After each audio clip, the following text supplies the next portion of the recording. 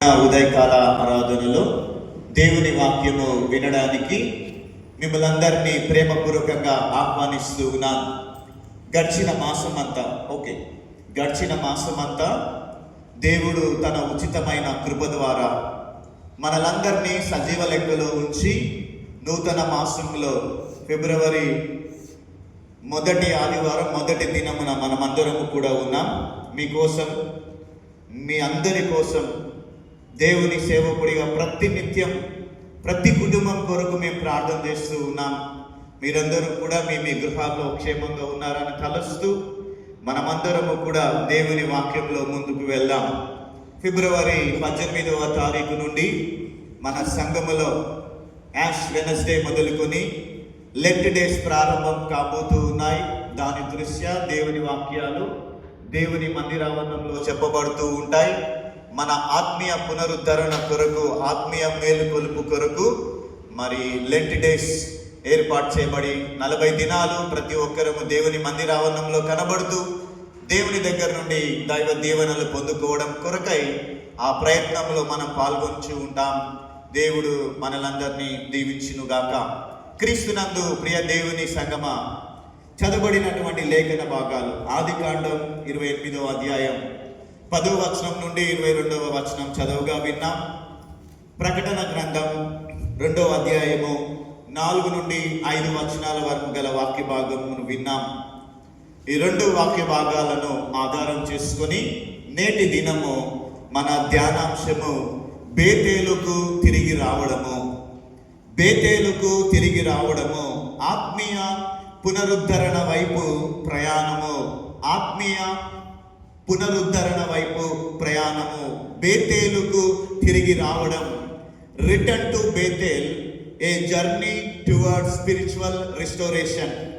Return to Bethel, A journey towards spiritual restoration అనేటటువంటి అంశమును ఈ ఉదయకాల సమయం మనము ధ్యానం చేయనై ఉంటున్నాం. బేతేలుకు తిరిగి రావడము. లెంట్ యొక్క ఉద్దేశం కూడా అదే అండి. పాపపు స్థితిలో ఉన్నటువంటి మనము దేవుని దగ్గరికి తిరిగి రావడము. గ్రీకు భాషలో మెటానోవా అంటారు, అంటే వెనుకకు తిరగడము. హెబ్రీ భాషలో షబ్ అంటారు, టర్న్ అరౌండ్, దేవుని వైపుకు తిరగడం. సో లెంట్ మన ఆత్మీయ పునరుద్ధరణకు ఒక మంచి ప్రయత్నం అని దేవుని సేవకుడిగా మీకు జ్ఞాపకం చేస్తూ ఉన్నాను. Return to Bethel. ప్రియమైన దేవుని వారలారా, మనము తరచుగా ప్రయాణాలు చేస్తూ ఉంటాం, కానీ మన ఆధ్యాత్మిక ప్రయాణాలలో ఒక్కోసారి మన గమ్యాన్ని లేదా మన మూలాలను మనము మర్చిపోతూ ఉంటాం. ఒక వ్యక్తి చిన్నప్పుడు చదువుకోవడానికి ఎంతో కష్టపడతాడు. చిన్నప్పటి నుంచి ఒక వ్యక్తి చదువుకోవడానికి ఎంతో కష్టపడతాడు. చదువుకున్న తర్వాత, ఆయనకు ఉద్యోగం వచ్చిన తర్వాత, ప్రమోషన్లు వచ్చిన తర్వాత, సంపాదన వచ్చిన తర్వాత, కుటుంబ బాధ్యతల్లో మునిగిపోయి తనను అక్కడి వరకు తెచ్చినటువంటి తల్లిదండ్రులు, తనను అక్కడి వరకు తెచ్చినటువంటి గురువులను మర్చిపోతారు. సహజం, మర్చిపోతారు. అలాగే అదేవిధంగా మన ఆధ్యాత్మిక జీవితంలో కూడా ప్రార్థనతో మొదలైనటువంటి ప్రయాణం ఏంటండి? మన ఆధ్యాత్మిక జీవితంలో కూడా ప్రార్థనతో మొదలైనటువంటి ప్రయాణము, కన్నీళ్లతో చేసిన మొదటి అంకిత భావము, దేవుని సన్నిధిలో గడిపినటువంటి తొలి రోజులు, కాలక్రమంలో షెకెము లాంటి సౌకర్యాల స్థలములో ఆగిపోతూ ఉంటాం. ప్రియమైన దేవుని వారలారా, చూడండి, యాకోబు జీవితంలో మనం చదువుకున్నాం. ఈ యొక్క ఆదికాండం 28వ అధ్యాయము 10 నుండి 12 వచనాల వరకు మనం చదివాము. యాకోబు జీవితం 2 అనుభవాలు ఆయనకు ఎదురయ్యాయి. ఒకటి బేతేలు, రెండవదిగా షెకెము. యాకోబు జీవితంలో మనం చూస్తే బేతేలు అంటే దేవుడు మొదట మాట్లాడినటువంటి స్థలం. ఏంటండి? బేతేలు అంటే దేవుడు మొదట మాట్లాడినటువంటి స్థలము షెకెము అంటే దేవుడు కాకుండా స్థిరపడినటువంటి స్థలం. ఏంటండి షెకెము అంటే? దేవుడు కాకుండా, దేవుడు చెప్పకుండా స్థిరపడినటువంటి స్థలం ఏదంటే షెకెము. మరి బేతేలు అంటే దేవుడు మొదట యాకోబుతో మాట్లాడినటువంటి స్థలము ఏది అని అంటే బేతేలు. క్రీస్తునందు ప్రియమైన దేవుని వారలారా, అందరికి వినబడుతుంది కదా? Is it audible? My voice is audible? Is it okay? యేసు ప్రభువు వారు వాక్య ప్రబోధం చేస్తున్న సమయంలో మైకులు లేవండి. కొండ మీద ప్రసంగంలో ఆయన 5,000 మందికి ఎలాగో బోధించాడు, అంతమందికి ఎలాగో వినబడిందో తెలుసా మీ అందరికీ కూడా? ఎటువైపుకు గాలి ప్రయాణం చేస్తుందో యేసు ప్రభువు వారు అటువైపున నిలబడి ఏం చేసేవాడు తెలుసా అండి? గాలి ఎటువైపు ప్రయాణం చేస్తుందో అటువైపునకు నిలబడి ఆయన బోధించేవాడు. గాలి ప్రయాణం, ఆయన శబ్ద ప్రయాణం కూడా అటువైపునకు వెళ్ళేటటువంటిది. ఈ రోజున 100 మంది కూర్చున్నటువంటి మనకు మైక్ లేకపోతే వినపడదు. అయినప్పటికీ దేవుడు తన స్వరం ద్వారా మీ అందరితో మాట్లాడతాడు. చూడండి, యాకోబు జీవితంలో బేతేలు అంటే దేవుడు మొదట మాట్లాడినటువంటి స్థలం. షెకెము అంటే దేవుడు కాకుండా స్థిరపడినటువంటి స్థలము. ఒకసారి చూద్దామా మనము బేతేలు అనుభవం ఏంటి, షెకెము గురించిన కొన్ని విషయాలు మనం చూద్దామా? ఒకసారి బేతేలు అంటే ఏంటి చూద్దాము, షెకెము అంటే ఏంటో కూడా మనము ఈ సమయంలో చూద్దాం. మొదటిగా మనం చూసినట్లయితే బేతేలు అంటే అర్థం చెప్తారండి, మనందరికీ కూడా తెలుసు. బేతేలు అంటే అర్థము దేవుని మందిరము. బేతేలు అంటే దేవుని మందిరము.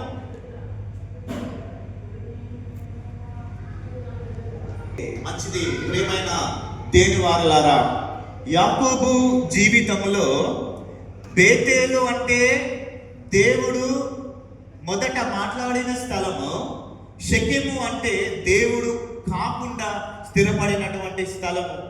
ఒకసారి బేతేలు అంటే ఏంటి, షెకెము అంటే ఏంటో వాటి గురించి కొన్ని విషయాలు ధ్యానం చేద్దాం. మొదటిగా, ఇది పాయింట్ కాదండి, ఇంట్రొడక్షన్ లో నేను ఉన్నాను. బేతేలు గురించి మనం చూద్దాం. బేతేలు అంటే దేవుని మందిరము. ఇది యాకోబు జీవితంలో ఒక మలుపు. ఆయన జీవితంలో మలుపు తిరిగినటువంటి స్థలము ఏదయ్యా అంటే బేతేలు. బేతేలులో యాకోబు జీవితమునకు ఒక మలుపు. ఆయన మొదటి అనుభవం గురించి చూస్తే ప్రియమైన దేవుని వారలారా, ఆదికాండము 28వ అధ్యాయము 10 నుండి 22 వచనాల వరకు గల వాక్య భాగం మనం చూసాం. యాకోబు తన అన్నయ్య అయినటువంటి ఏశావుకు భయపడి పారిపోతున్నటువంటి సమయంలో, ఆయన తన అన్నయ్య అయినటువంటి ఏశావుకు భయపడి పారిపోతూ ఉన్నప్పుడు ఒంటరితనములో ఉన్నటువంటి యాకోబుకు దేవుడు ఇక్కడే ప్రత్యక్షమయ్యాడు. దేవుని నామమునకు మహిమ కలుగును గాక. ఒంటరితనములో యాకోబు ఉంటూ ఉండగా, భయపడుతూ ఉన్నటువంటి యాకోబు, ఒక్కడిగా ఉంటున్నటువంటి యాకోబుకు ఏం కలిగిందండి? అక్కడ దేవుడు ప్రత్యక్షమయ్యాడు. ఒంటరిగా ఉన్నప్పుడు రాత్రి దేవుడు ప్రత్యక్షమై ఒక కళ అతనికి వచ్చింది, ఒక దర్శనం అతనికి వచ్చింది. ఆ దర్శనము ఏం కనబడిందంటే ఆకాశమునకు నిచ్చెన వేయబడడం చూస్తూ ఉన్నాం. ఆకాశమునకు నిచ్చెన వేయబడడం, ఆ నిచ్చెన పైన అద్భుతమైనటువంటి సంఘటన ఒకటి జరుగుతూ ఉంది. ఏంటంటే దేవదూతలు ఎక్కుతూ దిగుతూ ఉండడాన్ని యాకోబు దర్శనంలో చూస్తూ ఉన్నాడు. ఆ తర్వాత దేవుడు అతనితో మాట్లాడతాడు. ఏమనంటే, ఈ బేతేలు స్థలమందు దేవుడు యాకోబుతో ఒక మాట మాట్లాడాడు. నిశ్చయముగా ఇక్కడ యాకోబు కూడా చెప్తున్నటువంటి ఒక స్థలం, ఆ స్థలాన్ని, ఆ దేవదూతలు ఎక్కుతూ దిగుతూ ఉన్నటువంటి స్థలాన్ని దర్శనమందు కలలో చూసినటువంటి యాకోబు ఏమంటున్నాడండి? నిశ్చయముగా యెహోవా ఈ స్థలమందు ఉన్నాడని ఆయన భయభక్తులతో ఒప్పుకున్నాడు. దేవుని నామమునకు మహిమ కలుగును గాక. ఏమని ఒప్పుకుంటున్నాడండి ఆయన? నిశ్చయముగా దేవుడు ఈ స్థలమందు ఉన్నాడు. బేతేలు దేవుని మందిరమునకు వచ్చినప్పుడు మనం అందరము కూడా ఏం చెప్పుకోవాలి తెలుసా అండి? దేవుడు ఈ స్థలమందు ఉన్నాడు, నన్ను చూస్తూ ఉన్నాడు, నా ప్రవర్తన చూస్తూ ఉన్నాడు. దేవుని ఆవరణంలోనికి వెళ్ళినప్పుడు మన ప్రవర్తన విషయమై జాగ్రత్తగా ఉండాలి. ప్రియమైనటువంటి దేవుని వారలారా, ఆ రోజున యాకోబు అంటూ ఉన్నాడు, నిశ్చయముగా యెహోవా ఈ స్థలమందు ఉన్నాడని భయభక్తులతో ఒప్పుకున్నాడు. ఏంటి దీని ఆత్మీయ అర్థం ఏంటంటే, ఇది ఇక్కడ దేవునితో వ్యక్తిగత సంబంధము మొదలైనటువంటి చోటు. బేతేలులో యాకోబుకు ఏమి ప్రారంభమైంది, ఏమి మొదలైందంటే ఆయనకు దేవునితో వ్యక్తిగత సంబంధము అక్కడ ప్రారంభమైందండి. ఆ స్థలంలో అక్కడ దేవునితో యాకోబుకు వ్యక్తిగత సంబంధము మొదలైనటువంటి చోటు. అంత మాత్రమే కాదు, అక్కడ యాకోబు ఒక వాగ్దానాన్ని పొందుకున్నటువంటి చోటు, అక్కడ వాగ్దానము పొందుకున్నటువంటి స్థలంగా మనం చూస్తున్నాం. యాకోబు బేతేలులో దేవుని ప్రత్యక్షాన్ని పొందుకున్నాడు, ఆయన ఆశీర్వాదాన్ని విన్నాడు. ఆ తర్వాత దేవునితో వ్యక్తిగత సంబంధం అక్కడ ఆయనకు ప్రారంభమైంది. అంత మాత్రమే కాదు, అది దేవుని వాగ్దానాన్ని పొందుకున్నటువంటి స్థలము బేతేలుగా మనం చూస్తూ ఉన్నాం. చూడండి, మరి యాకోబు జీవితంలో బేతేలు అంటే దేవుడు మొదట మాట్లాడినటువంటి స్థలం అని చూసాం. ఆ తర్వాత షెకెము చూసామండి. షెకెము అంటే అర్థం ఏంటంటే సొంత నిర్ణయం, అస్థిరత. చూడండి, షెకెము అనేది యాకోబు దేవుని ఆజ్ఞ కాదని, చూడండి యాకోబు తెలుసుకోవాలి, షెకెము అనేటటువంటిది దేవుని ఆజ్ఞ కాదని ఆయన తన సౌలభ్యము కొరకు ఆగిపోయినటువంటి స్థలం, తన సుఖభోగాల కొరకు ఆగిపోయినటువంటి స్థలము.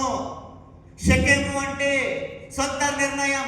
యాకోబు దేవుని చిత్తము మీద ఆధారపడకుండా ఆయన తన సొంత నిర్ణయాన్ని తీసుకుంటూ ఉన్నాడు. అస్థిరత. షెకెము అనేది యాకోబు, చూడండి ఇక్కడ దేవుని ఆజ్ఞ కాదని తన సౌలభ్యము కొరకు యాకోబు ఆగిపోయినటువంటి స్థలం. చూడండి, అక్కడ ఒక తప్పిదం జరిగింది. దేవుడు ఆగవద్దన్నటువంటి స్థలములో యాకోబు ఆగాడంటే అది తప్పిదం. దేవుడు తినవద్దన్న పండు తినడం తప్పు, చేయవద్దన్నటువంటిది చేయొద్దు తప్పు, ఆజ్ఞ అతిక్రమమే పాపము. ఇక్కడ తప్పిదం ఏంటంటే దేవుడు ఉండద్దన్నటువంటి స్థలములో యాకోబు ఆగిపోతూ ఉన్నాడు. తప్పిదం. దేవుడు బేతేలుకు వెళ్ళు అని స్పష్టంగా చెప్పినప్పటికీ ఆయన, మీరు ఆదికాండం 33వ అధ్యాయము 18 నుండి 20 వచనాలు, ఆదికాండము 33వ అధ్యాయము 18 నుండి 20 వచనంలో చూస్తే ఆయన పద్దనరాము నుండి తిరిగి వస్తూ షెకెము పట్టణము ముందర ఏం చేశాడండి? యాకోబు గుడారాలు వేసుకొని స్థిరపడ్డాడు. దేవుడేమన్నాడు? డైరెక్ట్ గా నువ్వు బేతేలుకు వెళ్ళాలయా అంటే ఈయన ఏం చేశాడు? షెకెము ముందు గుడారాలు వేసుకున్నాడు. దేవుడికి ఇష్టం లేదు అక్కడ ఉండడము. అక్కడ షెకెము పట్టణం ముందు గుడారాలు వేసుకొని స్థిరపడ్డాడు. ఆ తర్వాత పరిణామాలు మనం చూస్తే, దేవుడు వద్దన్న దానిని మనం చేస్తే పరిణామాలు ఎదుర్కోవాల్సి వస్తుందండి. చూడండి, పరిణామాలు షెకెములో ఉండడము వలన ఏం జరిగిందో తెలుసా? తన కుమార్తె దీనా విషయంలో గొప్ప అవమానం కలిగిందండి. కుమారులైన షిమ్యోను, లేవి ద్వారా అక్కడ రక్తపాతం వంటి ఎన్నో సమస్యలు ఎదురయ్యాయి. ఆత్మీయ పాఠం ఏంటంటే, దేవుడు చూపించిన గమ్యం బేతేలు చేరుకోకుండా లోకానికి దగ్గరగా సౌకర్యం కోసం ఆగిపోవడాన్ని షెకెము సూచిస్తూ ఉంది. ఇది దేవుని చిత్తానికి బయట ఉన్న స్థిరత్వం లేనటువంటి చోటు షెకెము.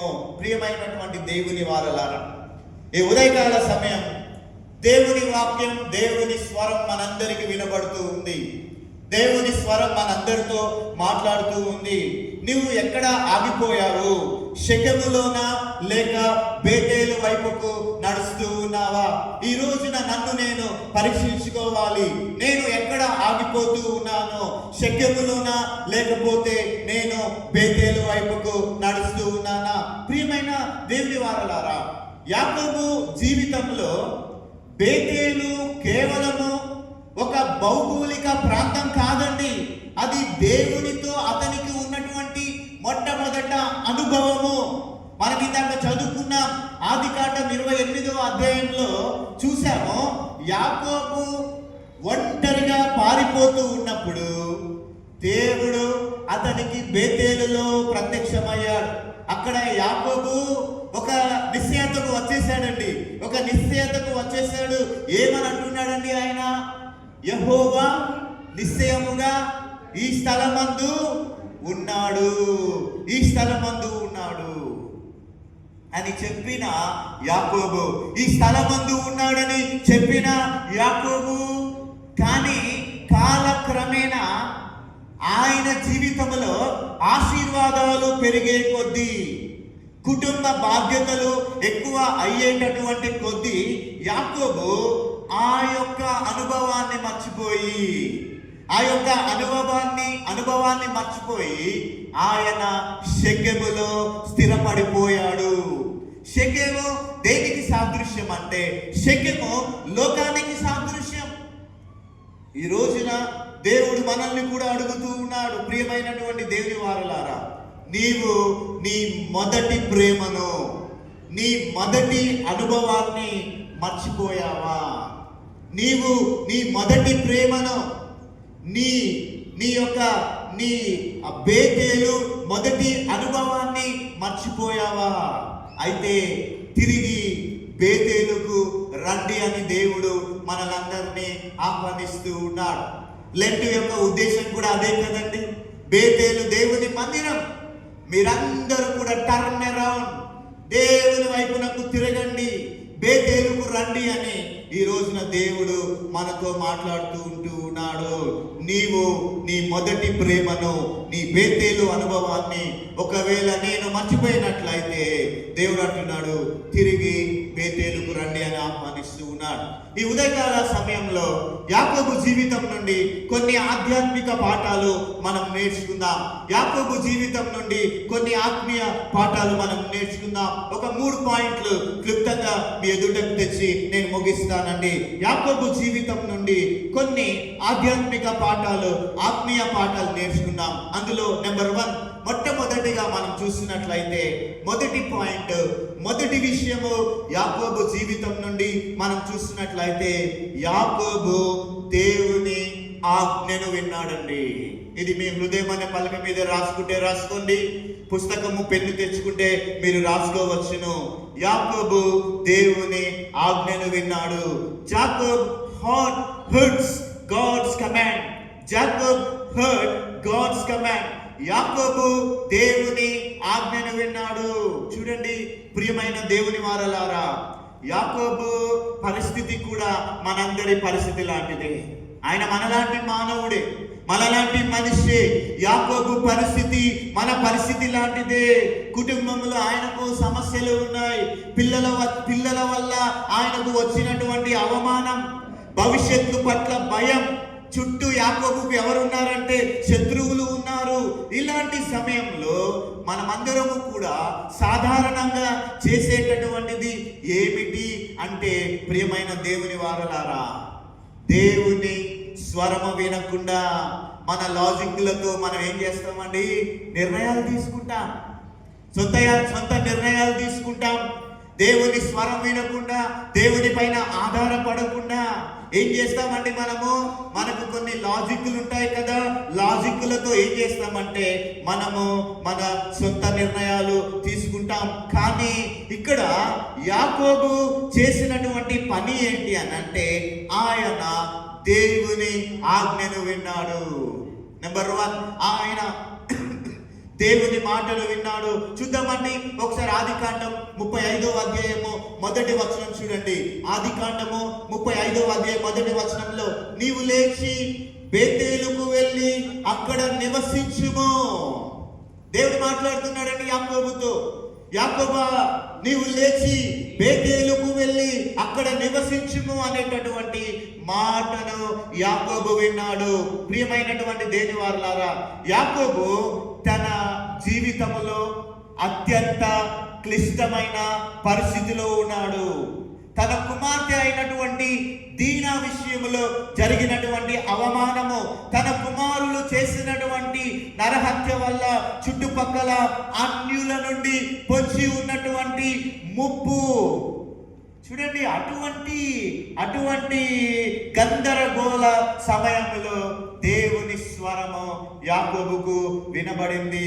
ప్రియమైనటువంటి దేవుని వారలారా, తెలుసా అండి మీకు, యాకోబు జీవితంలో చేసిన గొప్ప తప్పేందంటే షెకెములో ఆయన నిలబడడం. దుష్టులు ఆలోచన చొప్పున నడవక, పాపుల మార్గమున నిలువక. ఎక్కడ నిలబడుతున్నాడండి ఆయన? పాపులు, దేవుని నమ్మని వారు, సున్నతి లేని ప్రజల మధ్య యాకోబు చేసిన మొట్టమొదట తప్పిదం ఏంటో తెలుసండి?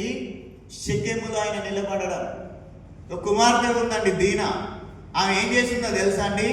లేడీలాగా చెంగున ఎదురుగా కనబడుతున్న లోకము, రంగుల వలయము, కొత్త ప్రాంతం, కొత్త ప్రదేశం, తల్లిదండ్రుల మాట వినాలి కదండి, తల్లిదండ్రుల ఆధీనంలో ఉండాలి కదా.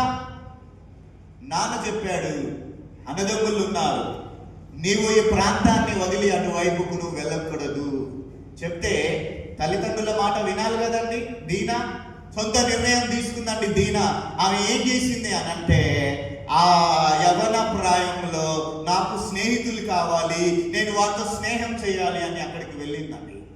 అక్కడికి వెళ్ళగానే లోకస్తులు ఆమెను చూసి ఆకర్షింపబడి హామారు కుమారులు ఏం చేశారండి? అఘాయిత్యానికి పాల్పడ్డారండి. అక్కడ చాలా భయంకరమైనటువంటి పరిస్థితి.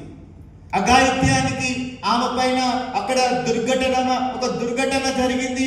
ఆమె పైన అఘాయిత్యము జరిగింది. ప్రియమైనటువంటి దేవుని వారలారా, ఆ తర్వాత ఏం జరిగిందో తెలుసండి?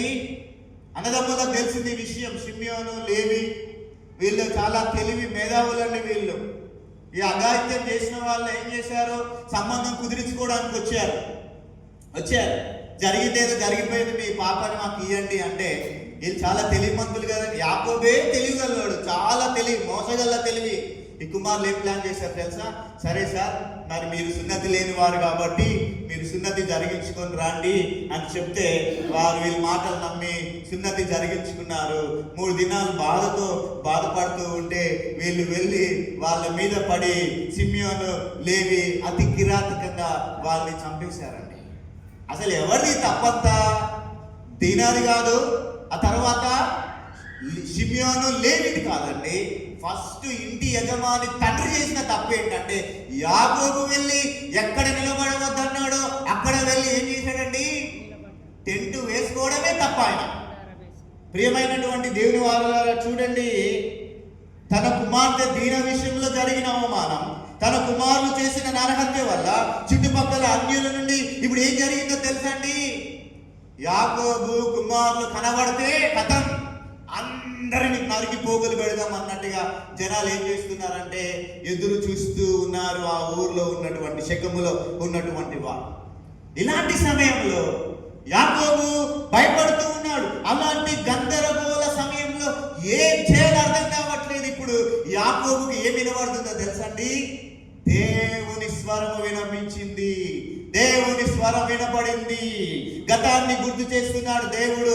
ఏమని తెలుసా? అయ్యా, ఇలాంటి పరిస్థితి ఒకటి నీకు ఏర్పడింది. అలనాడు నీ అన్నయ్య అయిన ఏశావు ఎదుట నుండి నీవు పారిపోతున్నప్పుడు నేను నీకు ప్రత్యక్షమైనటువంటి దేవునికి అని దేవుడు ఏం చేస్తున్నాడు తెలుసా? యాకోబుకి గుర్తు చేస్తూ ఉన్నాడు. అంటే నీవు కష్టకాలంలో ఉన్నప్పుడు యాకోబు నేను నీకు తోడై ఉన్నాను, ఇప్పుడు నువ్వు ఏం చేయాలంటే ఆ వాగ్దానాన్ని గుర్తు చేసుకోవాలి. ఒకసారి నీ జీవితంలో ఒక వాగ్దానాన్ని దేవుడు ఇచ్చాడు, అది నెరవేరిందండి.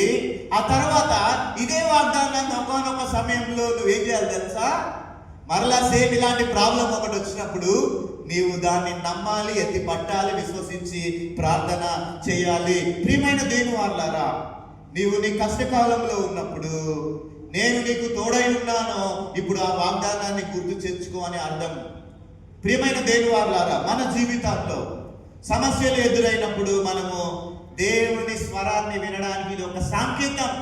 సమస్యలు వస్తున్నాయంటే అర్థం ఏంటంటే దేవుని స్వరమును వినడానికి ఒక అవకాశం, దేవుని స్వరాన్ని వినడానికి ఒక సంకేతం. మనము ఎక్కడ తప్పిపోయామో దేవుడు వాక్యం ద్వారా మనకు గుర్తు చేస్తాడు. చాలాసార్లు దేవుడు తన వాక్యం ద్వారా మనల్ని గుర్తు చేస్తాడు, గద్దిస్తాడు, మాట్లాడతాడు. ఎందుకో తెలుసా? నీవు బేతేలుకు తిరిగి రమ్మని. మనం ఎక్కడ తప్పిపోయామో దేవుడు తన వాక్యం ద్వారా మనకు గుర్తు చేస్తాడు. ప్రియమైనటువంటి దేవుని సంగమా, సమస్యలు వచ్చినప్పుడు మనం ఫోన్ తీసుకుని ఎవరికో కాల్ చేస్తామండి. చాలాసార్లు కాల్ చేస్తాం కదండి, గంటలు గంటలు మాట్లాడతాం ఫోన్లో. దానికంటే ముందు ప్రియమైనటువంటి దేవుని వారలారా, ప్రభు ఏమంటున్నాడు తెలుసా? నాకు కాల్ చేయమంటున్నాడు దేవుడు. ఏమంటున్నాడండి దేవుడు? నాకు ఫోన్ చేయండి అంటున్నాడు. మనుషులకు కాదు మీరు కాల్ చేయవలసినటువంటిది, మనుషులకు చెయ్యండి. ఎప్పుడు చేయాలో తెలుసా? దేవునికి చేసిన తర్వాత. దేవుడు అంటున్నాడు ముందుగా నాకు ఫోన్ చేయండి. దేవుడికి ఒక ఫోన్ నెంబర్ ఉంది కదండి. నా ఫోన్ నెంబర్ నాకు తెలుసు, నీ ఫోన్ నెంబర్ నీకు తెలుసు. దేవుడికి కూడా ఒక ఫోన్ నెంబర్ చెప్తారండి. God having a phone number. ఇర్మియా 33:3 దాన్ని ఏమంటారంటే 333. ఈ ఫోన్ ఎప్పుడు బిజీ రాదండి. మీరు ఎప్పుడు డయల్ చేసినా ఈ నెంబర్ పని చేస్తుంది, స్విచ్ ఆఫ్ కాదు, ఛార్జింగ్ అయిపోదు. ప్రియమైనటువంటి దేవుని వారలారా, దేవుడు అంటున్నాడు నాకు మొర్ర పెట్టుమో నేను నీకు ఉత్తరం ఇచ్చేదను. ప్రియమైన దేవుని వారలారా, ఒక విశ్వాసి ప్రార్థన మానేసిన తర్వాత జీవితం గందరగోళం అయిపోతుంది. ఈరోజు ఎంతమంది ప్రార్థన చేసుకున్నారు? ఉదయకాలం లేవగానే ప్రియ దేవుని వారలారా, నేను చెయ్యి వ్యక్తి చూపించమని అడగడం లేదు. ఎంతమంది ఉదయకాలం ప్రార్థన చేసుకున్నాం, ప్రార్థన మానేసిన తర్వాత జీవితం గందరగోళం అయిపోయింది. ఒక విశ్వాసికి ఆయన తిరిగి ఉపవాస ప్రార్థనకు వచ్చిన తర్వాత అదే దేవుడు మళ్ళీ మాట్లాడాడు. ప్రియమైన దేవుని వారలారా, దేవుడితో మనం ఎలా మాట్లాడతామండి? ప్రార్థన. దేవుడు మనతో ఎలా మాట్లాడతాడండి? వాక్యం ద్వారా. అందుకనే ప్రకటన గ్రంథం 2:4-5 అంటాడు, మొదటి ప్రేమను జ్ఞాపకం చేసుకుని మారు మనసు పొందండి అని వాక్యము తెలియజేస్తూ ఉన్నది. ప్రియమైన దేవుని వారలారా, దేవుడు మన పతనం లెక్క పెట్టడం లేదండి. ఆయన మన పతనాన్ని లెక్క పెట్టాడు, మనము తిరిగి రావడాన్ని ఆయన చూస్తూ ఉన్నాడు. ఈ లెంటెన్ మాసములో, చిగురించేటటువంటి మాసములో లెంట్ని మనము ప్రారంభించబోతూ ఉన్నాం.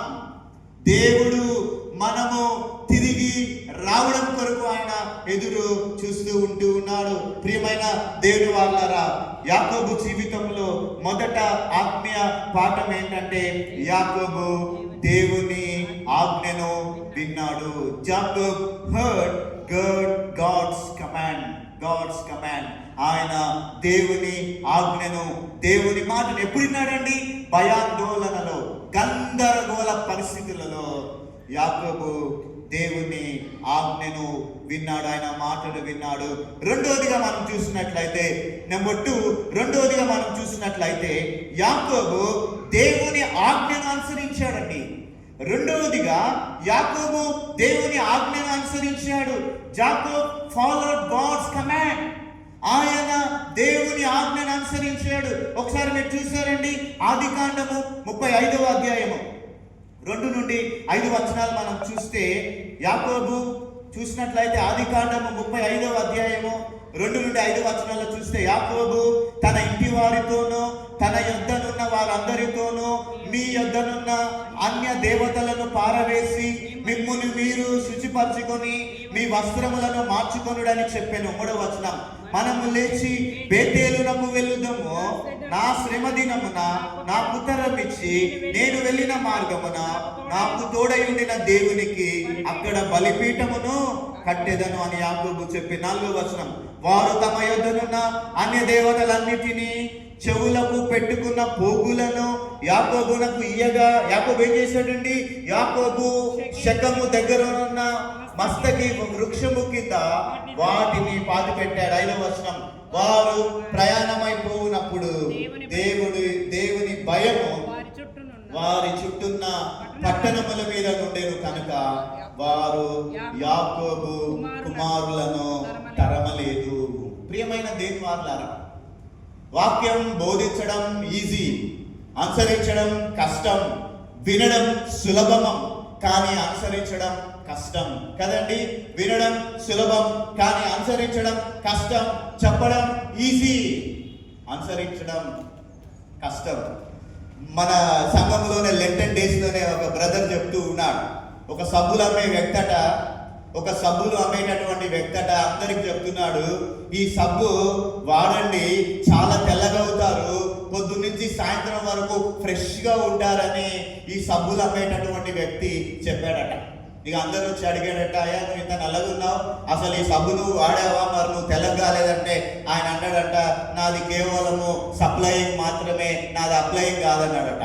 ఏంటండి, కేవలము నాది సప్లయింగ్ మాత్రమే, అప్లయింగ్ కాదు అన్నాడట. మనము చాలా సార్లు ప్రార్థన చేసేటప్పుడు కూడా పరిసయ్యుల లాగా ప్రార్థన చేస్తాం కదండి, ఆయన జ్ఞానమే ఈయన జ్ఞానం, ఏదో నేను గొప్ప చాటించుకోవడానికి. అట్లాంటి ప్రార్థన దేవుడు అస్సలు వినడండి. వినయముతో, విధేయతో, తగ్గింపుతో దేవుని సన్నిధిలో మనం ప్రార్థన చేయాలండి. చూడండి, నో అప్లయింగ్, ఓన్లీ సప్లయింగ్.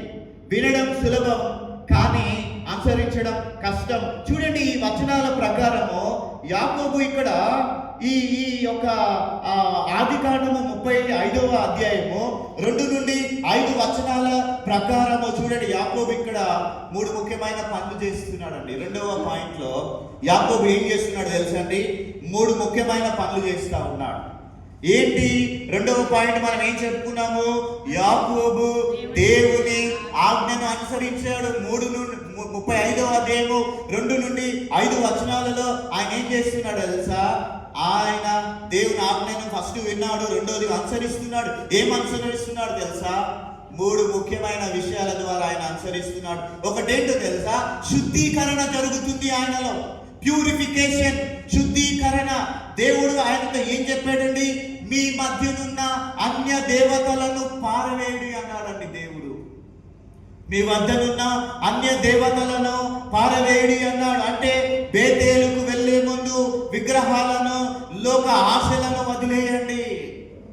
ఈ యాకోబు కుమారులు ఏం చేశారు తెలుసండి, బాధాకరమైన విషయము, షెకెములో వారిని సంహరించిన తర్వాత అక్కడ షెకెములో ఉన్న బంగారము, విగ్రహాలు, అక్కడ ఉన్నటువంటి యవన స్త్రీలను వీళ్ళు చెడగొట్టుకొని పోవడానికి ప్రయత్నం చేశారండి.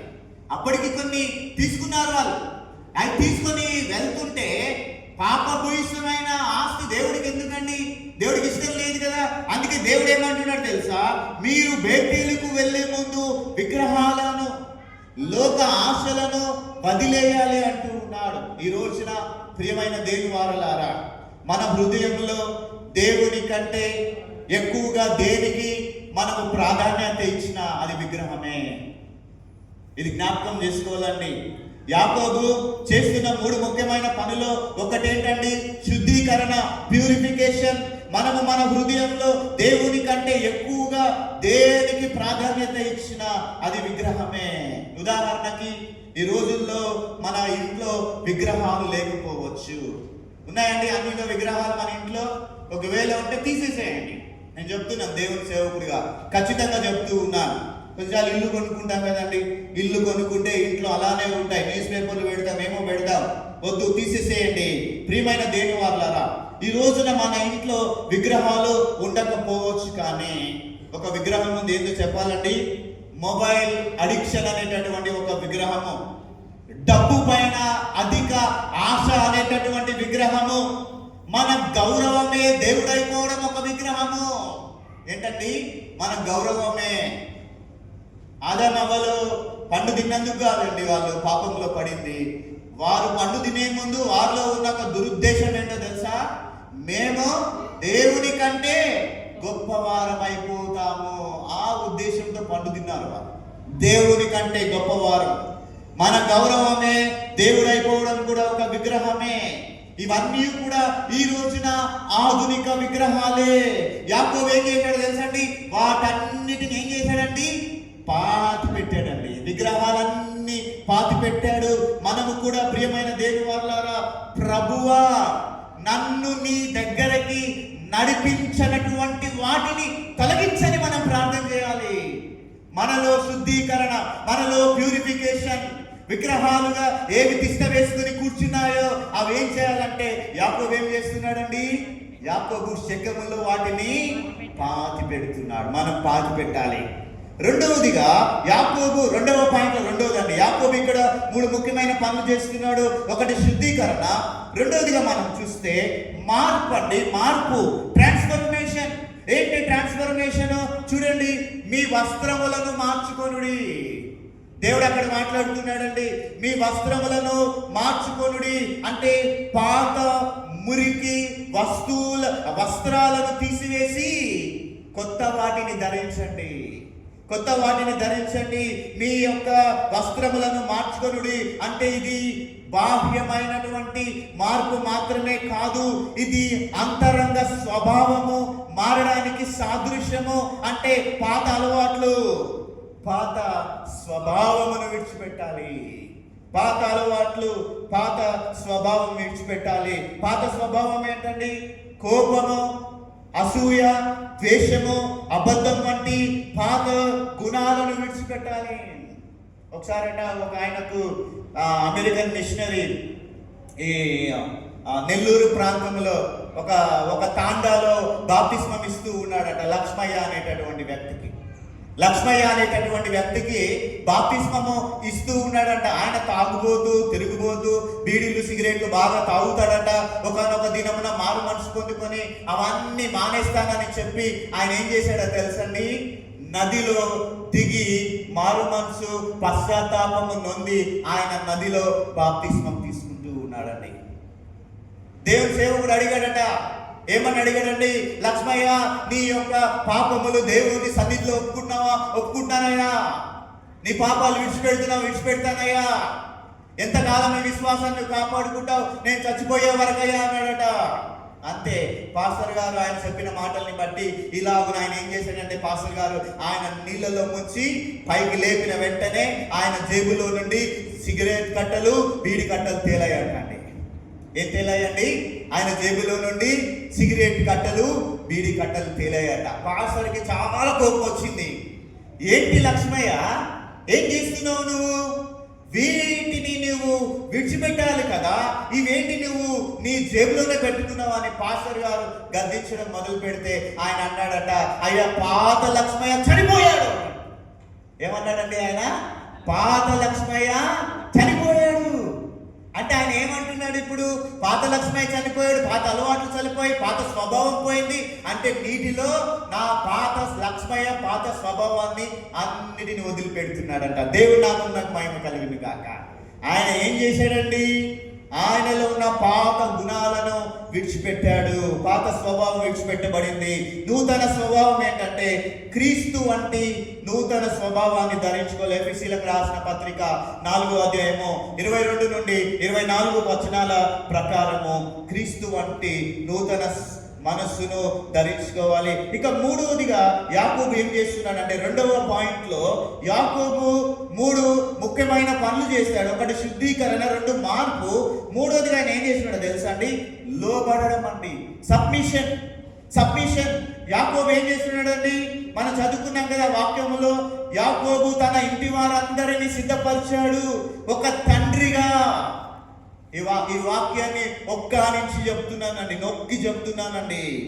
యాకోబు తన ఇంటి వారందరినీ సిద్ధపరిచాడు ఒక తండ్రిగా. తన కుటుంబాన్ని దేవుని మార్గములో నడిపించాడండి. ఒక తండ్రి తన కుటుంబాన్ని, తన భార్యను, తన బిడ్డలను ఏం చేస్తున్నాడంటే దేవుని మార్గంలో నడిపించాడు. ఫలితంగా దేవుడు వారి చుట్టూ ఉన్న పట్టణాలకు భీతిని పుట్టించాడండి, భయాన్ని పుట్టించాడు. తద్వారా శత్రువు వారిని వెంటాడలేకపోయాడు. ఎప్పుడు ఇది జరిగిందంటే యాకోబు దేవునికి లోబడి తన కుటుంబాన్ని సరిదిద్దినప్పుడు.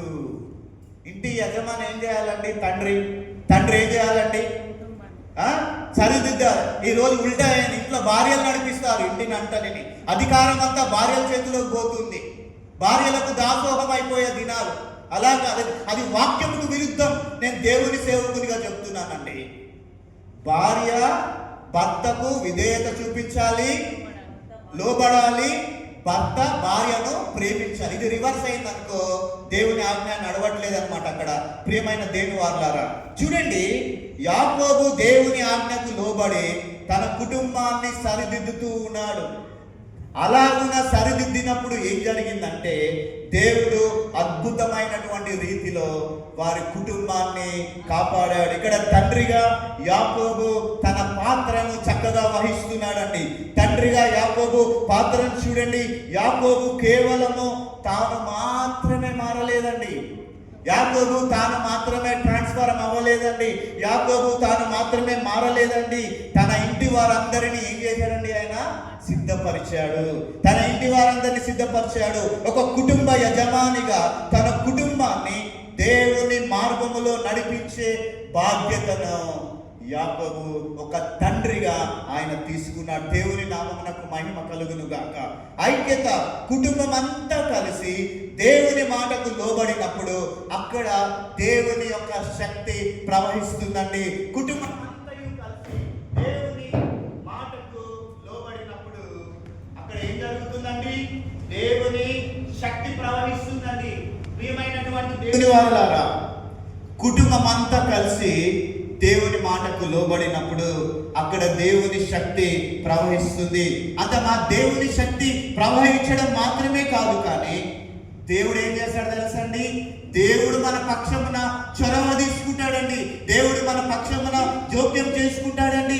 చూడండి, యాకోబు కుటుంబ ప్రయాణము, యాకోబు ఆయన కుటుంబము ప్రయాణం చేస్తూ ఉన్నప్పుడు దేవుడు వారి చుట్టూ ఉన్న పట్టణస్థులకు ఏం పుట్టించాడండి? వాళ్ళలో భీతిని పుట్టించాడండి. దేవుడు దేవుని భయమును వారి చుట్టూ కూడా, ఎవరైతే వీరిని సంహరించాలో, ఎవరైతే వీరిని తొలగించాలని, ఎవరైతే వీరి మీద కచ్చగట్టి పగపట్టి వీరి మీదకి రాబోతూ ఉన్నారో అప్పుడు ఏం చేశాడండి? దేవుడు వారి చుట్టూ ఉన్న పట్టణస్థులకు దేవుని భీతి పుట్టించాడు. ఆ భీతి పుట్టగా శత్రువులకు ఓటమి కలిగిందండి. శత్రువులు సంఖ్యలో వారు ఎక్కువగా ఉన్నప్పుడు దేవుడు వారిని భయపెట్టడం వలన ఏం జరిగింది తెలుసండి? వారు యాకోబును వెంటాడలేకపోయారు. యాకోబును వెంటాడలేక ఎప్పుడు జరిగిందండి ఇది? ఎప్పుడైతే ఆయన తన కుటుంబం దేవునికి లోబడిందో. ప్రియమైనటువంటి దేవుని వాళ్ళారా చూడండి, మొట్టమొదటి మెట్టు ఏంటంటే లోబడడం. మనం దేవుని మాటకు లోబడకుండా ఆయన రక్షణను, ఆయన కాపుదలను మనం ఆశించలేమండి. కాబట్టి మనము అన్ని వేళలలో దేవునికి లోబడాలి. లోబడడం అనేది రక్షణకు పునాది. భద్రత బాధ్యత దేవుడిదే. మళ్ళా రిపీట్ చేస్తున్నానండి, లోబడడం అనేది రక్షణకు పునాది, భద్రత బాధ్యత అనేటటువంటిది దేవుడిది. మనము దేవుని యొక్క చిత్తాన్ని నెరవేర్చడానికి సిద్ధపడినప్పుడు మనకు ఎదురయ్యే శత్రువుల నుండి, మనకు ఎదురయ్యేటటువంటి ప్రమాదాల నుండి కాపాడేటటువంటి బాధ్యతను దేవుడు మన పక్షముగా తీసుకుంటాడు. మనము దేవుని మాటకు లోబడడం ప్రారంభిస్తే మన చుట్టూ ఉన్న పరిస్థితులను దేవుడు ఏం చేస్తాడో తెలుసండి? ఆయన ఆ పరిస్థితులన్నిటినీ అదుపులోనికి తీసుకుంటాడు. దేవుని నామమునకు మహిమ కలుగును గాక. ఇది ఎప్పుడు జరుగుతుందంటే మనము దేవుని మాటకు లోబడినప్పుడు మన భద్రత బాధ్యత దేవుడే తీసుకుంటాడు. రెండవ పాయింట్ అయిపోయిందండి. ఇప్పుడు మూడవదిగా చెప్పి నేను ముగిస్తాను. ఇక్కడతో నా సమయం అయిపోయింది. ఇక మూడవదిగా చెప్పి ముగిస్తూ ఉన్నాను. నెంబర్ 3, మూడవదిగా చూడండి. మూడవదిగా యాకోబు చేస్తున్నటువంటి పని ఏంటండి? మొదటిగా చెప్పండి. మొదటిగా యాకోబు ఏం చేశాడండి? దేవుని ఆజ్ఞను విన్నాడు. రెండవదిగా ఆయన ఏం చేశాడండి? యాకోబు దేవుని ఆజ్ఞను అనుసరించాడు. మూడవదిగా మనం చూసినట్లయితే ప్రియ దేవుని వాళ్ళారా, యాకోబు దేవుని ఆజ్ఞను గౌరవించాడండి. ఏంటండి? యాకోబు దేవుని ఆజ్ఞను గౌరవించాడు. Jacob respected God's command. Jacob respected God's command. మీరు చూస్తారండి, ఆదికాండము 35వ అధ్యాయము 6-7 వచనాలు. ఆదికాండము 35వ అధ్యాయము 6-7 వచనాలు. యాకోబును అతనితోనున్న జనులందరూ కానానులో లూజుకు అనగా బేతేలునకు వచ్చిరి. అతడు తన సహోదరుని ఎదుట నుండి పారిపోయినప్పుడు దేవుడు అక్కడ అతనికి ప్రత్యక్షమాయను గనుక అక్కడ బలిపీఠమును కట్టి ఆ చోటుకు ఎల్ బేతేలను పేరు పెట్టిరి. ఇక్కడ గమ్యాన్ని చేరుకోవడాన్ని మనం చూస్తున్నామండి. యాకోబు దేవుని ఆజ్ఞను గౌరవిస్తూ ఉన్నాడు, గౌరవించాడు. చూడండి, యాకోబు బేతేలుకు చేరుకున్నాడు. అది కేవలము ప్రయాణం కాదండి, అది ఒక ఆత్మీయ విజయం. అది కేవలం ప్రయాణం కాదు, అది ఒక ఆత్మీయ విజయంగా చూస్తూ ఉన్నాం. దేవునికి ఇచ్చిన మాటను ఆయన నెరవేరుస్తున్నాడండి. దేవునికి ఇచ్చిన మాటను నెరవేరుస్తున్నాడు. ఏంటో తెలుసా? బలిపీఠమును కట్టడం. అక్కడ యాకోబు ఒక బలిపీఠాన్ని కట్టి దానికి ఎల్ బేతేల్ అని పేరు పెట్టాడండి. ఏంటండి? ఎల్ బేతేల్ అని పేరు పెట్టాడు. మొదటిగా మనం ఏం చెప్పుకున్నామండి? బేతేల్ అంటే అర్థం ఏమని చెప్పుకున్నాము? దేవుని మందిరం అని చెప్పుకున్నాం. మరి ఎల్ బేతేల్ అంటే అర్థం ఏంటి? ఎల్ బేతేల్ అంటే మందిరమునకు దేవుడు. ఏంటండి? ఎల్ బేతేల్ అంటే అర్థం ఏంటంటే మందిరమునకు దేవుడు. ఇక్కడ యాకోబు దృష్టి మందిరము మీద నుండి మందిరమునకు అధిపతి అయినటువంటి దేవుని మీదకు మారింది. దేవుని నామమునకు మహిమ కలుగును గాక. ఏంటండి యాకోబు దృష్టి? మందిరము మీద నుండి మందిరమునకు అధిపతి అయినటువంటి దేవుని మీదకు మారింది. ఒక బలిపీఠాన్ని కట్టాడు. కట్టి ఎల్ బేతేల్ అనే పేరును ఆయన పెడుతూ ఉంటూ ఉన్నాడు. ప్రియమైన దేవుని వారలారా, ఇక్కడ కట్టి ఆయన దేవునికి కృతజ్ఞతాస్తుతులు తెలియజేస్తూ ఉన్నాడు. ఆయన అంటున్నాడు, 20 ఏళ్ల క్రితము దేవుడు నాకు అన్నపానాదులు ఇచ్చి నన్ను క్షేమంగా తిరిగి రప్పిస్తే నీవే నా దేవుడవని నేను మొక్కుకున్నాను అంటాడండి. నీవే నా దేవుడవని మొక్కుకున్నాడు ఆయన. ఆ మొక్కుకున్నటువంటి మొక్కుని ఇప్పుడు ఏం చేస్తున్నాడండి ఆయన? ఇప్పుడు ఆ మాటను ఆయన గౌరవిస్తూ ఆరాధిస్తూ ఉన్నాడు. చాలాసార్లు మనం మొక్కుబడి చేసుకుంటామండి. దేవుడికి మొక్కుబడి చేసుకుని దేవునికి ఇవ్వం. నువ్వు మొక్కుబడి చేసుకున్నది దేవునికి చెల్లించవలసినటువంటిది. నువ్వు చెల్లించకపోతే దేవుడు తనదైన శైలిలో, తనదైన స్టైల్లో నీ దగ్గర నుండి ఆయన తీసుకోగలడు. ప్రియమైనటువంటి దేవుని వారలారా, చూడండి, ఇక్కడ 20 ఏళ్ల క్రితం నాకు అన్నపానాలు ఆహారం ఇచ్చి నన్ను క్షేమంగా నువ్వు తిరిగి రప్పిస్తే నీవే నా దేవుడు అని మొక్కుకున్నటువంటి యాకోబు ఇప్పుడు ఆ మాటను గౌరవిస్తూ ఆయన ఏం చేస్తున్నాడు తెలుసండి? ప్రియమైన దేవుని వారలారా, ఆయన హృదయాన్ని దేవునికి సమర్పిస్తూ ఉన్నాడు. ఆయన ఆ మాటను గౌరవిస్తూ దేవుణ్ణి ఆరాధిస్తూ ఉంటూ ఉన్నాడు. ప్రియమైన దేవుని సంగమా, దేవుడు మన జీవితంలో చేసినటువంటి మేలులను మర్చిపోకుండా ఆయనను ఘనపరచడం, ఆయనను మహిమపరచడం, మన సమయాన్ని, మన హృదయాన్ని, మన యొక్క టాలెంట్, టైం, ట్రెజర్, మన సమయాన్ని, హృదయాన్ని ఆయనకు సమర్పించడం నిజమైనటువంటి గౌరవము, నిజమైనటువంటి గౌరవము. కాబట్టి ప్రియమైన దేవుని వాళ్ళారా, మూడవదిగా యాకోబు ఏం చేస్తున్నాడండి? దేవుని ఆజ్ఞను ఆయన గౌరవిస్తూ ఉన్నాడు. Jacob respected God's command. ప్రియమైన దేవుని వాళ్ళారా, నేను ఇక ఆఖరిలో కొన్ని మాటలు చెప్పి ముగిచేస్తూ ఉన్నాను. యాకోబు జీవితం మనందరికి కూడా ఒక అద్దం లాంటిదండి. యాకోబు జీవితాన్ని మన ముందు పెట్టుకుందాం. మన ముందు అద్దం ఉందండి. ఇప్పుడు యాకోబు జీవితం మనందరికీ అద్దము లాంటిదండి. మనం కూడా ఎన్నోసార్లు దేవుని సన్నిధిలో ఆత్మీయంగా ప్రయాణాన్ని మొదలు పెడతాం, కానీ లోక ఆకర్షణలకు, సౌకర్యాలకు అలవాటు పడి శకెములో మనము ఆగిపోతూ ఉంటాం. శకెము మనకు తాత్కాలిక సంతోషాన్ని ఇవ్వచ్చు, కానీ అది మనల్ని ఆత్మీయంగా బలహీనపరుస్తుందండి. ఏంటండి? శకెము తాత్కాలికమైనటువంటి సంతోషాన్ని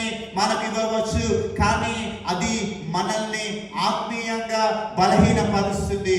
ఈ రోజున దేవుడు తన వాక్యం ద్వారా 3 విషయాలు మనలందరినీ చేయమని కోరుతూ ఉన్నాడు. మన దగ్గర నుండి ఈ లెంటన్ సీజన్లోకి ప్రవేశించబోతూ ఉన్నాం. ఈ లెంటన్ సీజన్లో దేవుడు 3 విషయాలు యాకోబు జీవితం నుండి 3 విషయాలు మన నుండి కోరుతూ ఉన్నాడు. 3 విషయాలు చేయమని దేవుడు మనల్ని కోరుతున్నాడు. ఒకటి ఏంటండి? దేవుని స్వరాన్ని వినండి. దేవుని స్వరాన్ని వినాలని ఆయన కోరుతూ ఉన్నాడు. సమస్యల గందరగోళంలో మనుషుల వైపు చూడడం ఆపి బేతేలుకు తిరిగిరా అని పిలుస్తున్న దేవుని పిలుపును మనం అందరం కూడా వినాలండి. దేవుని పిలుపును మనం వినాలి. దేవుడు 3 విషయాలు చేయమని కోరుతున్నాడు. అందులో ఒకటి ఏంటంటే దేవుని స్వరాన్ని వినండి. రెండవదిగా మిమ్మల్ని మీరు శుద్ధి చేసుకోండి. నన్ను నేను శుద్ధి చేసుకోవాలి, మనల్ని మనం శుద్ధి చేసుకోవాలి. మిమ్మల్ని మీరు శుద్ధి చేసుకోండి అని దేవుడు కోరుతూ ఉన్నాడు. మన హృదయాలలో ఉన్న లోకపు విగ్రహారాలను, అసూయ, లోభం, గర్వము, యాకోబు వాటిని శకంలో పాతిపెట్టిన విధంగా మనం వాటిని పాతిపెట్టి నూతన మనస్సుతో దేవుని సన్నిధికి సిద్ధపడండి అని మాట్లాడుతూ ఉన్నాడు. ఆ తర్వాత 3వదిగా చేయమని కోరుతున్నాడు. మూడవది ఏంటండి? బలిపీఠాన్ని తిరిగి నిర్మించండి.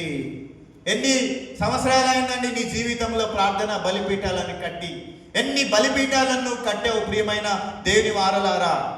బలిపీఠాన్ని తిరిగి నిర్మించండి. నీ మొదటి ప్రేమను, నీ మొదటి ప్రార్థన అనుభవాన్ని గుర్తు చేసుకోనండి. దేవుడితో మీకున్నటువంటి సంబంధాన్ని మరలా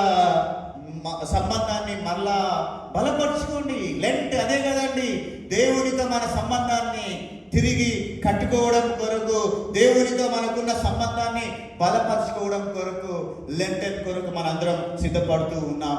ప్రియమైన దేవుని సంగమా, మనము ఎప్పుడైతే శకమును విడిచిపెట్టి బేతేలు వైపుకు అడుగు వేస్తామో, ఎప్పుడైతే మనము షెకెమును విడిచిపెట్టి బేతేలు వైపుకు అడుగు వేస్తామో, మన శత్రువుల నుండి దేవుడే మనల్ని కాపాడి మనల్ని భద్రపరుస్తాడు. మన శత్రువుల నుండి దేవుడే మనకు భద్రతనిస్తాడు. మన సమస్యల కంటే గొప్పవాడైన బేతేలు దేవుడు మనందరికీ తోడయుండును గాక. బేతేలు దేవుడు నీకు, నాకు, మనందరికీ తోడయుండి మనలందరినీ నడిపించి తిరిగి మనమందరం కూడా బేతేలులోకి వద్దాం. మన సంబంధాన్ని కట్టుకుందాం. దేవునితో సత్సంబంధం కలిగి దేవుని కొరకు జీవిద్దాం. ఆయన రాకడ సమీపంగా ఉంది. ఆయన త్వరలో రానై ఉంటున్నాడు. ఎత్తబడే గుంపులో, ఎత్తబడే సమూహములో నీవు నేను ఉందాం. అట్టి కృప, ధన్యత దేవుడు మనందరికీ దయచేయునుగాక. చిన్న ప్రార్థన చేసుకున్నామండి. చిన్న ప్రార్థన. మా ప్రియ పరలోకపు తండ్రి, లాంటి లోకపు ఆకర్షణలు నేను ఆగిపోయి ఉంటే, మేము ఆగిపోయి ఉంటే దయతో మమ్మలను క్షమించమని వేడుకుంటూ ఉన్నాం. నా మొదటి ఆత్మీయ అనుభవమైనటువంటి బేతేలుకు తిరిగి రావడానికి పరిశుద్ధాత్మ దేవ నాకు సహాయం చేయండి. నా జీవితాన్ని, నా కుటుంబాన్ని యాకోబు వలె నీ చేతిలో పెడుతూ ఉన్నాం. నీకు లోబడుతున్నాం. నన్ను, మమ్మల్ందరినీ నడిపింపచేయమని ప్రార్థిస్తున్నాం.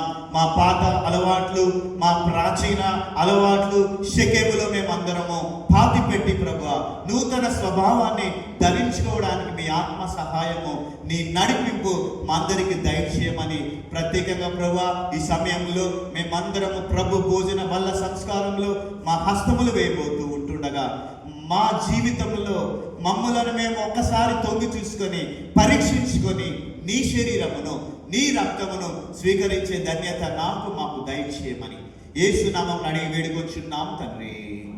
ఆమేన్. దేవుడు మనలందరినీ దీవించునుగాక. క్రీస్తునందు ప్రియ దేవుడు